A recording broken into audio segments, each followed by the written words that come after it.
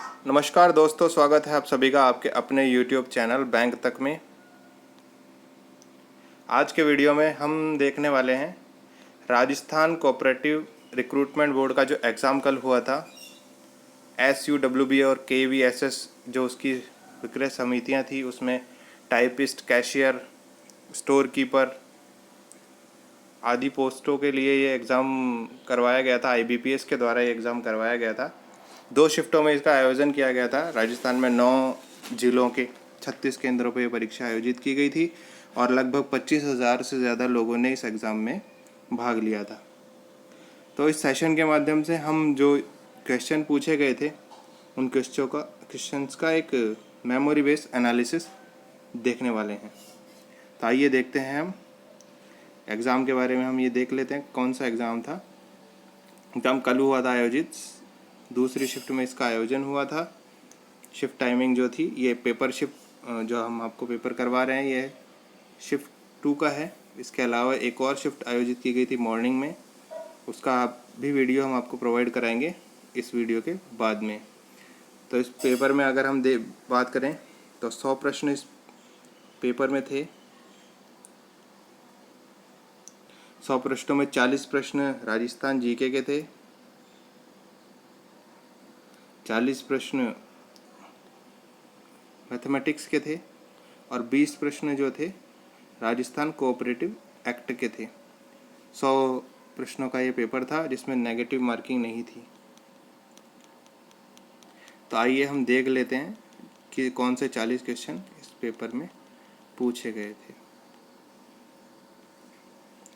हमारा पहला प्रश्न आया था, द्वारकाधीश मंदिर किस झील के किनारे पर स्थित है। ये इस प्रकार से आया था, या और ये भी हो सकता है ये, क्योंकि हम एक मेमोरी बेस्ड एनालिसिस कर रहे हैं तो हम एग्जैक्ट क्वेश्चन तो आपके सामने नहीं ला सकते हैं, लेकिन जो क्वेश्चन आया था हम उसको मॉडिफाइड वर्जन में ला रहे हैं। तो ये क्वेश्चन ये भी हो सकता था, द्वारकाधीश मंदिर कौन से ज़िले में स्थित है, क्योंकि वहाँ पर ऑप्शन जो है उदयपुर दिया गया था। वैसे इसका आंसर अगर हम देखते हैं बुक्स के अंदर तो ये राजसमंद मिलता है, लेकिन वहाँ पर जो ऑप्शन थे उसमें उदयपुर दिया गया था, तो उदयपुर ही इसका एक करेक्ट ऑप्शन होता है। अगला प्रश्न था, गुरु गोविंद सिंह बागौर साहब के गुरुद्वारे की स्थापना के दौरान एक यात्रा पर थे, तो वो यात्रा के दौरान किस स्थान पर रुके थे। 5 ऑप्शन दिए गए थे जिसमें मध्य प्रदेश इस प्रश्न का सही उत्तर था। इसके अतिरिक्त क्वेश्चन नंबर 3 पर हम बात करें तो रामकुंड, जिसे फूटी कान भी कहते हैं, ये कहाँ पर स्थित है। ये प्रश्न पूछा गया था। इसका आंसर है बांसवाड़ा। अगला प्रश्न है, टीकाराम पालीवाल एवं रामकरण जोशी का संबंध किस जिले से है।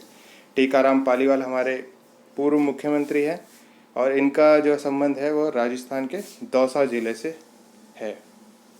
अगला प्रश्न था, राजस्थान सरकार द्वारा जल जीवन मिशन के अंतर्गत कितने लाख नल कनेक्शन देने का लक्ष्य बनाया गया है। तो हमारे इस प्रश्न का उत्तर है 20 लाख।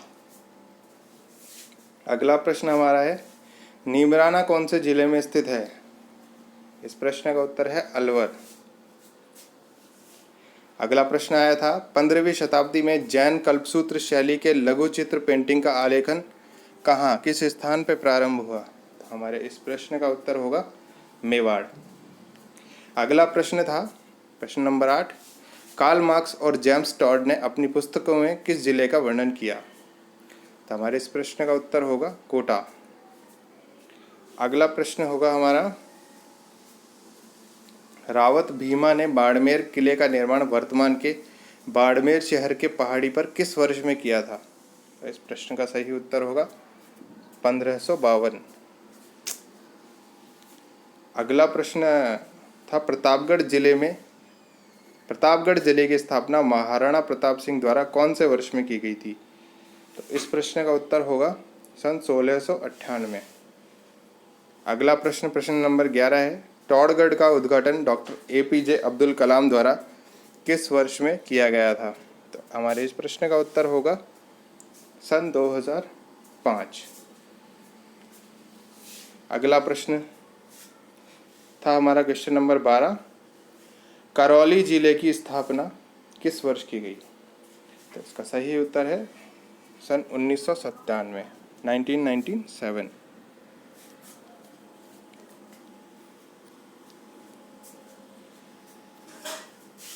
अगला प्रश्न हमारा था राजस्थान राज्य साक्षरता मिशन प्राधिकरण राजस्थान को चीन द्वारा प्रतिष्ठित यूनेस्को कन्फ्यूशियस अवार्ड कौन से सन में मिला था।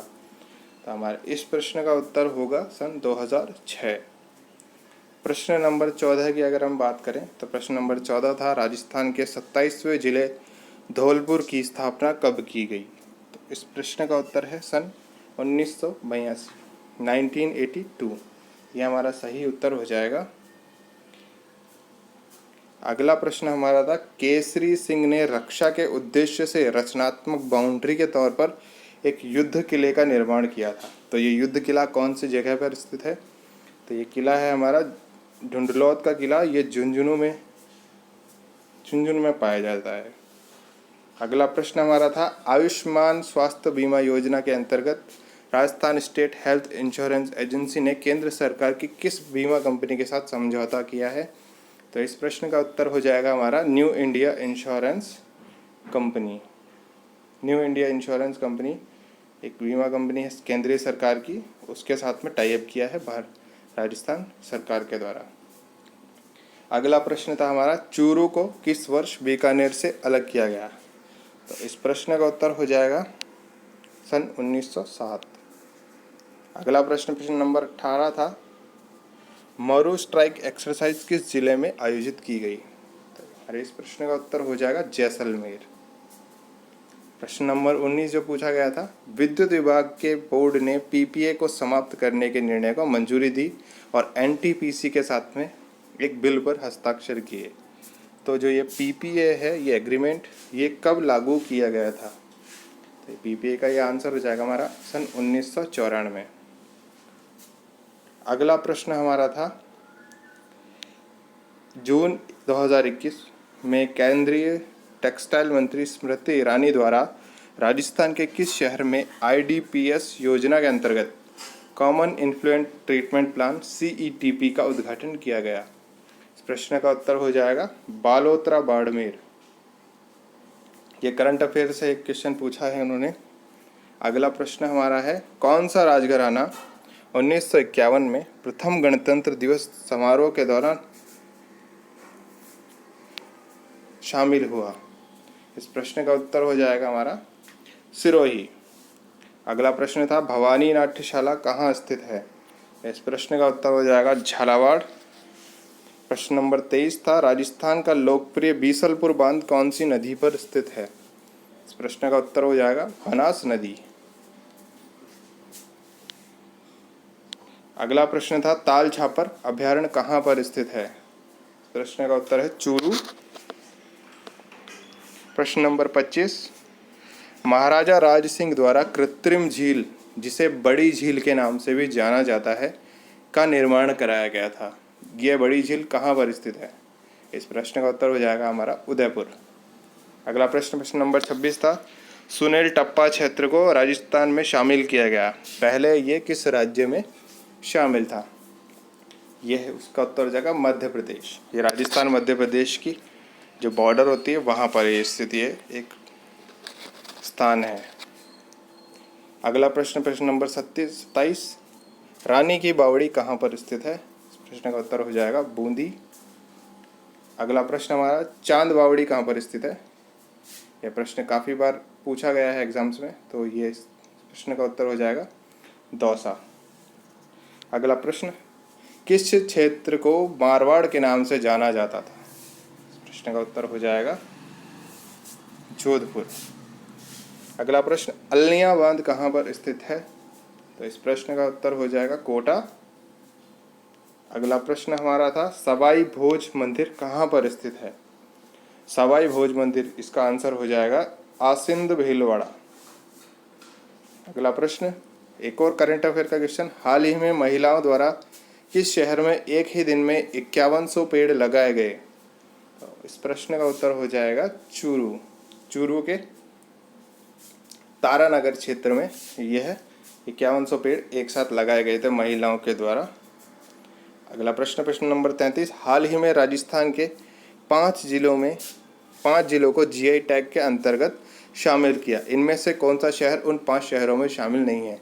वहाँ ऐसे ऑप्शन दिए गए थे जिसमें से 4 उन 5 राज्यों में शामिल थे, एक नहीं था, तो उसका आंसर हमारा हो जाएगा जोधपुर। अगला प्रश्न है हमारा, नीमूचना कांड की घटना का उल्लेख किस अखबार में किया गया? इस घटना का उल्लेख तरुण भास्कर अखबार के अंदर किया गया था। एक प्रश्न हमारा अगला पूछा गया था, इनमें से कौन सी राजस्थान के पेंटिंग्स की विशेषताएं हैं? 3 प्रकार की विशेषताएं वहाँ बताई गई थी और ऑप्शन दिए गए थे कि कौन सी विशेषता जो है राजस्थान की पेंटिंग्स में होती है। तो इस प्रश्न के लिए जो आंसर था वो था तीनों ही विशेषताएं जो ऑप्शन में दी गई हैं ये राजस्थान की पेंटिंग्स में पाई जाती हैं। अगला प्रश्न था, राजस्थान को किस वर्ष में स्टेट ऑफ द ईयर का अवार्ड मिला है?